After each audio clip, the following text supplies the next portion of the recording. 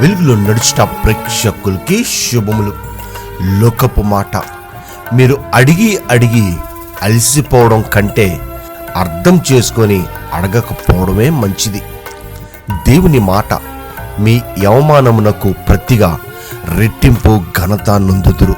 యెషయా గ్రంథం 61వ అధ్యాయం 7వ వాక్యం. దేని విషయంలో దిగులు పడనవసరం లేదు. దేవుడు మీ ప్రతి అవసరత తీర్చునుగాక. చిన్న ప్రార్థన. దేవా, ఈ లోకంలో జీవిస్తున్న మా జీవితంలో అనేక సార్లు అయ్యా మేము అడిగి అడిగి అలసిపోతున్నాం ప్రభు, కానీ రెస్పాన్స్ అనేది ఉండలేదు ప్రభు. కానీ మాకు రెట్టింపు ఘనతనిచ్చేవాడు నీవేంటినో మేము మీ మీద ఆధారపడ్డాం. నీ వైపు చూస్తుండగా మా చేయి పట్టుకొని నడిపించమని నడుచు యేసునామమున వేడుకుంటున్నాము తండ్రి, ఆమేన్.